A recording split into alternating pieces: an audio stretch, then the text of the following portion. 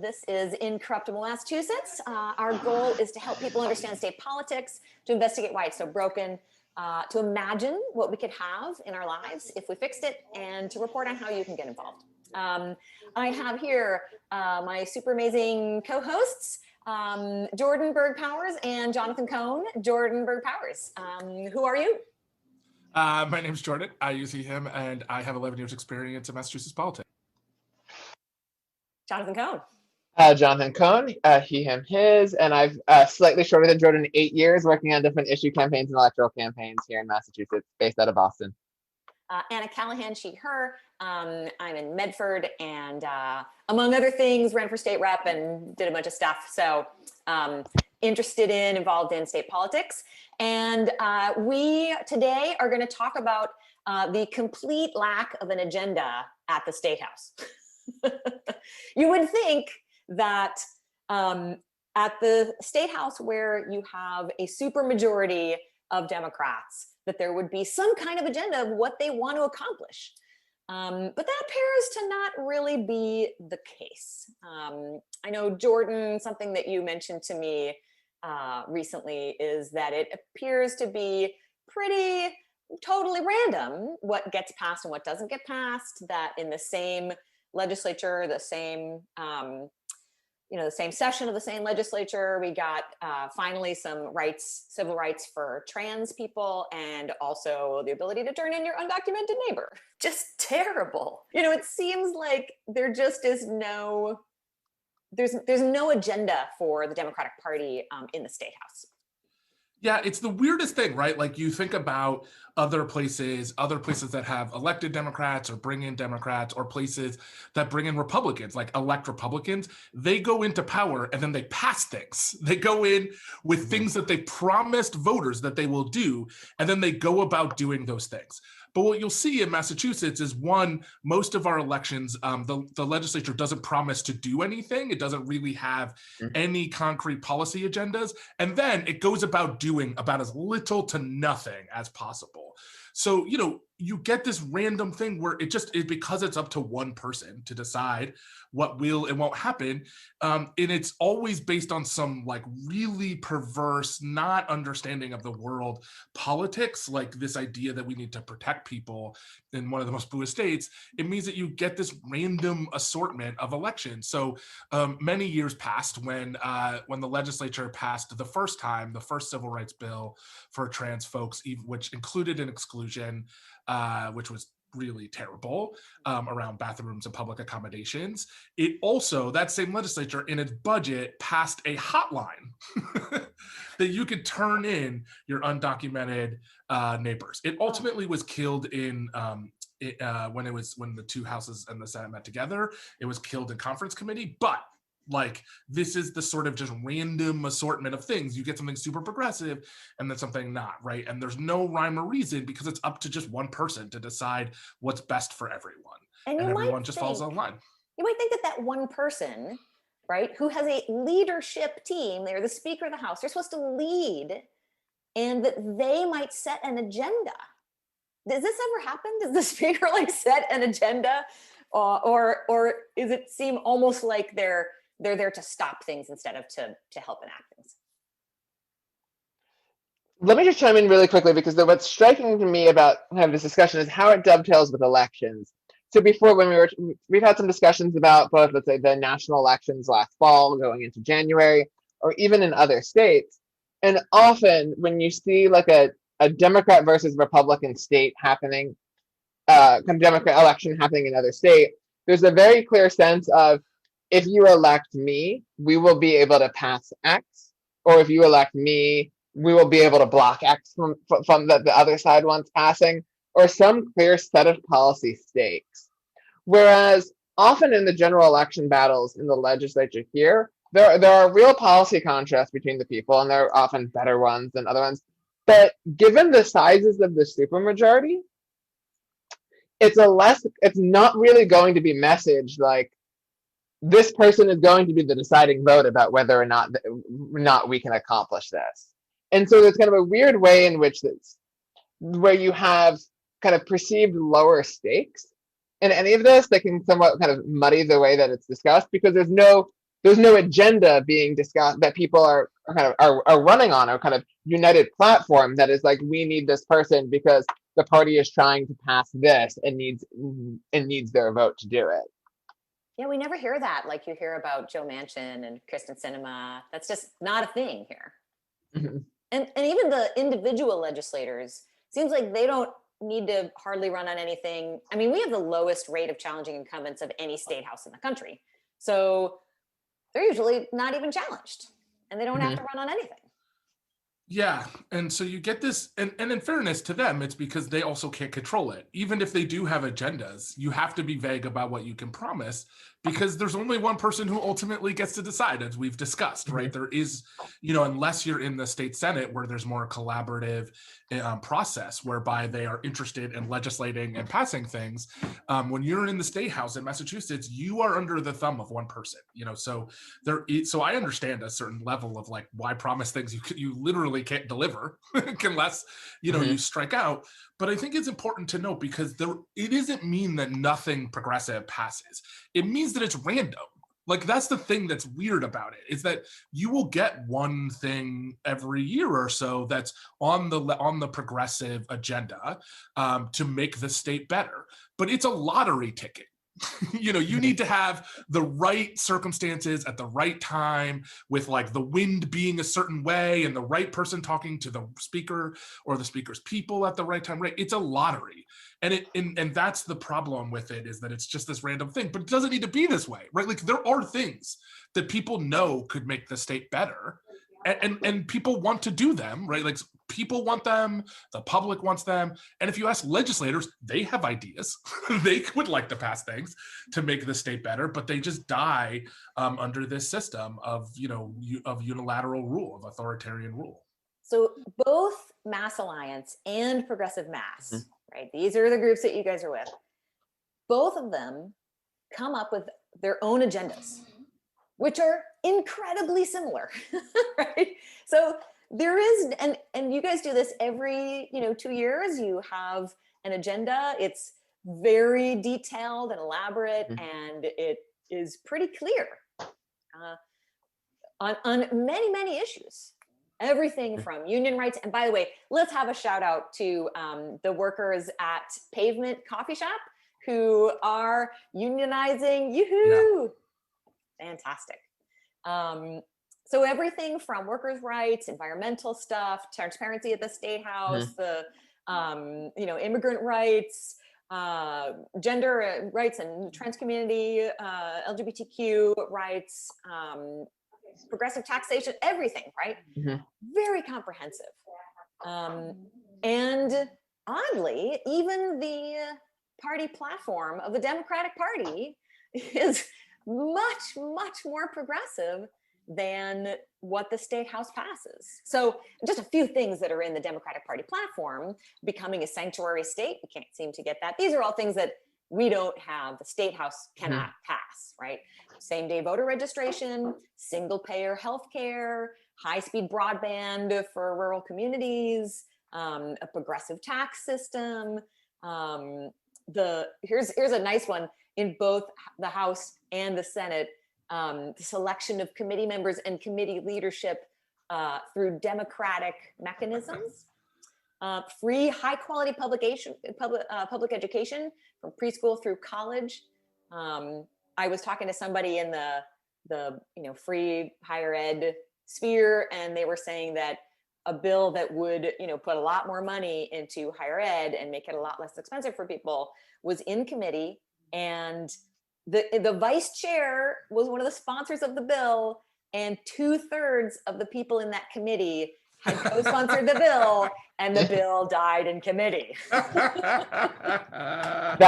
that just quickly reminds me of a friend of mine who used to work in Massachusetts politics, who noted the time that one committee chairman said to him, "Oh, I don't know if I have the votes in committee," as a joke, because if something's going to pass, they're the votes, and if it's not, because the outcome is always predetermined by somebody above you. Yeah. I think it's by contrast, right? Like, when you look at like what other states are doing, Virginia, it was a Republican state for so long. and then it becomes a democratic state, and it goes about passing, as we mentioned in the last podcast, several important progressive legislation that like changes the fabric of the state, and therefore gives people impetus for continuing to vote for people who are currently in power by saying like, look, you elected us and we did things for you to make your life better. New York recently, it's had Democratic control, but it hasn't had real Democratic control. There was Republicans for a long time. We talked a lot about what happened when they got control. They recently passed an undocumented immigrants pandemic aid. So they're giving money to people who weren't covered by the federal stimulus to ensure that they are also included, right? We can't pass driver's licenses, things that are bipartisan, right? Republican states, the blue states. We did nothing to push back on the Trump agenda on immigration. New York's passing money. They're giving money to their undocumented communities because they are not covered by federal aid, right? Like we can't do basic things. and they're going much further. But Jordan, they sent a letter to Trump, if you remember. The House leadership sent a letter to Trump telling him that he shouldn't do the things that he was doing. Oh, that's strong. I'm sure he enjoyed putting his Diet Coke on it. We should have put pictures on it, in fairness. Maybe they would have read it. 400 Washington State has recently finished up their legislative session. They passed a slew of progressive things. Again, Washington State, a state that used to be very blue, started to trend red and is now moving blue again. And so they're interested in passing things to make people's lives better.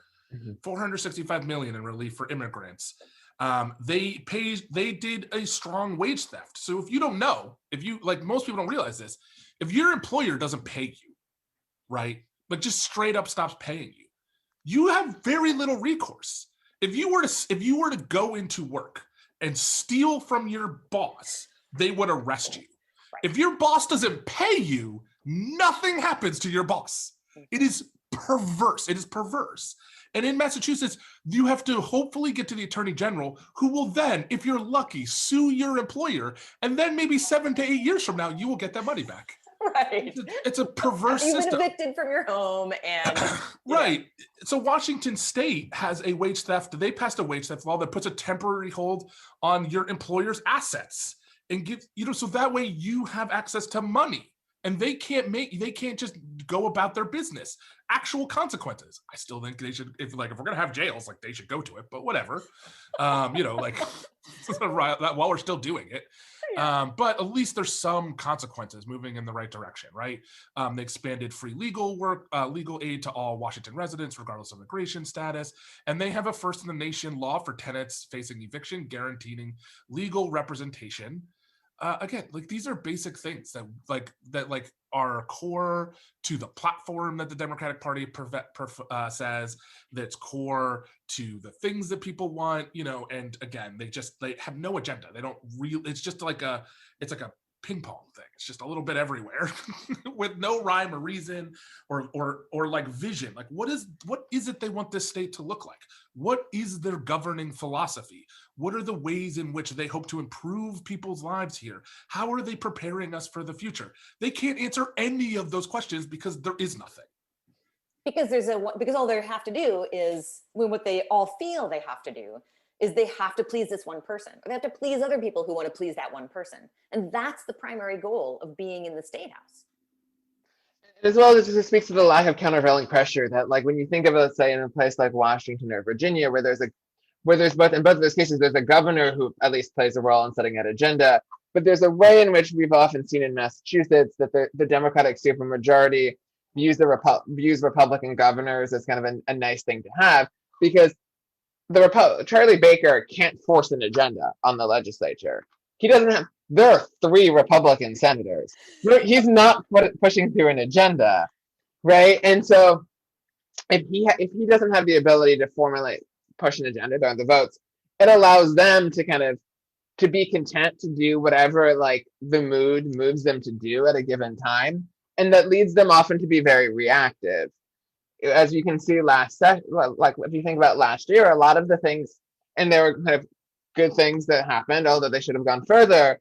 If you think about the police reform bill, or you think of, let's say, the kind of narrowed version of the Roe Act, they were reactive to specific things that happened that in an alternate, like, would the Roe Act, that would the limited version of the Roe Act have passed if Ruth Bader Ginsburg had not passed away when she did? Probably not. They probably would have ran out the clock on it. And in the same way, kind of the police reform bill, many things that people had filed, things related to them for a while, but had no movement, responding specifically to events, rather than be kind of with the murder of George Floyd and the resulting protests, but no actual kind of proactive, what are we doing now to kind of to steer where the state is for the coming years? Yeah, I want to bring up, now that you're talking about reactive versus proactive, I want to talk a little bit about lobbying, because a lot of people, certainly nationally, and I think even statewide, spend a lot of time lobbying their legislators. And I have a particular opinion of lobbying. I kind of fall on the extreme end that I think that lobbying does not work.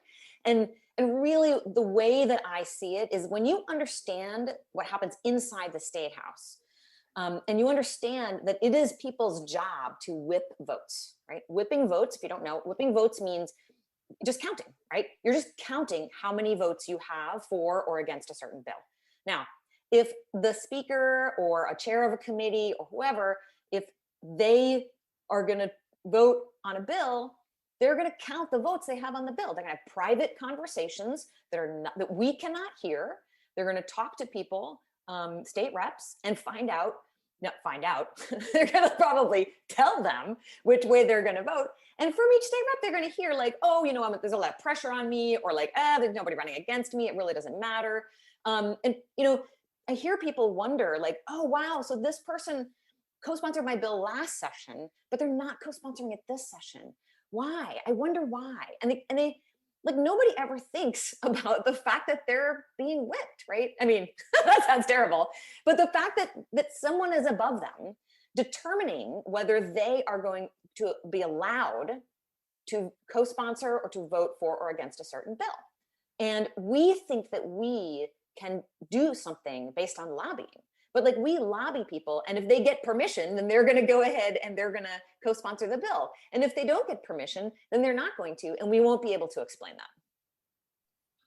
There's a legislator to this point that had expertise on this issue and wanted to be on a committee, and basically was told by DeLeo that like, no, you have too much knowledge about this policy, so we're going to put you on something like that, because, and the implication is that I can't control you if you start to do, if you start to try to do a thing about it.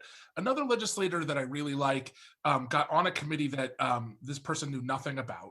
They went and digged into the issue. They then created a policy to fix the problem for which the committee that they're on, and they lost their seat on that committee and was told explicitly that the bill would never go anywhere. For the nerve of learning about the topic for the committee they're on, proposing a solution to the problem, and proposing it out of the committee without the say, right? Like, how dare you try to move something? And it wasn't, and the implication was it wasn't from like the, those crazy rabble-rousers outside, so we have to like pretend to care about it. You like tried to legislate. And DeLeo was like, no, we don't do that, essentially, to this person. And it's just like where else is this, right? Where you purposefully don't allow people with expertise on the committees. Yeah, I mean, that's even worse. We talk about it being like a toxic work environment, but can you imagine a work environment where like you actually try to accomplish something in your job and you're fired, like you're moved to another division? It's like, forget it, man. You're getting something accomplished. Forget that. It's like amazing. It's just a place that does not, it just confounds the thing. And this is why I always say, things are going really well unless you care about getting around the state in some sort of timely fashion, want your healthcare to be relatively affordable, want your child's school to have been built more recently than the last 70 years, right? Like, other than that, Mrs. Lincoln, how was the play? Right, exactly. It's just, this is terrible. It just doesn't make any sense. Yeah, and as we said in an earlier podcast, the thing about having a vision in a state like Massachusetts is that our people are for all these things. So if we only had a legislature that had vision, then we could be leading the whole country, right? We could be passing these policies that then other states sort of dominoed about, and we could be the ones getting national policies passed. And then kind of building off some of the discussion that we were making earlier, the one thing that's kind of a striking dynamic in Massachusetts, so like just like the national parties have platforms, here in Massachusetts, there is a party platform. I think you were noting before about how like it is a very progressive state Democratic Party platform. People in the legislature don't view it as a thing. As you were noting, Anna, before, that many of the things in that platform would make, like if passed, would make Massachusetts clearly, that's the most progressive state in the union, are things that have overwhelming public support. But it's a striking disconnect when, if you were to ask people in the building about what the platform actually means, you probably get maybe they'll roll their eyes. They'll be like, wait, there's a platform? As though it's something that they should even have to pay attention to. And like on the national level, we do have a sense that what gets into the platform in the presidential year, even if they don't enact all of it, should give you some guidance about what they're going to try to enact. They might fall short. The priorities might change, but it's kind of a policy vision guiding the elections. And that's why, like, when Republicans literally had no platform with Trump's reelection, it was a very meaningful statement about the Republican Party. Whereas, and you can even track the evolution of things, and it's interesting. You can track. I remember before looking about when full employment as a goal left the Democratic Party platform, and that can be an interesting thing because it actually did have a direct correlation with the party as manifest in Congress. But there's no real connection between the party as manifest in the platform and the party as manifest in the State House here. Yeah, it's amazing. Yeah, and I guess I'd say since the current speaker has inherited this system with total control, my hope always, right, is that we have a system that's more collaborative, makes more sense, it's actually democratic. But in the absence of that reality, because I'm dubious that will happen, my implication is you should pass things. You should do things to make people's lives precipitously better and not just sort of tinker at the edges of Massachusetts.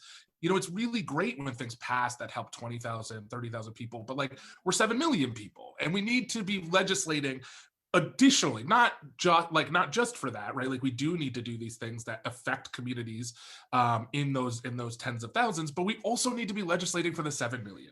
We need to be passing big policy agenda items to make people's lives better because things are going in the wrong direction in Massachusetts as well as, right? There are things that we need to do as a state. If we don't do them, it will catch up to us at some point. So I am always hopeful, right? That's always my advice. It's pass something, do something, have an agenda, have a clear vision of what you want this state to be. Yeah. And so we're going to wrap this up. I want to mention that next week, I want to dive a little bit more. We kind of, at least I dissed lobbying a little bit today, right? I was like, lobbying doesn't work. So, but the question is, and yet we here are saying we need for the public, for the people to be more engaged. And so that question of well, Anna, if you don't believe in lobbying and you want people to be more engaged, what do you want them to do, right? And I've been immersed in this, this tiny little microcosmic world of a few cities where they have a totally different way of engaging with the public. And I'm super thrilled to talk about that. So that is something that we will cover next week, is sort of what's the ideal relationship between the people and your elected officials. Thanks, both of you. Excellent, as always, to talk to you. And yeah, we'll chat soon.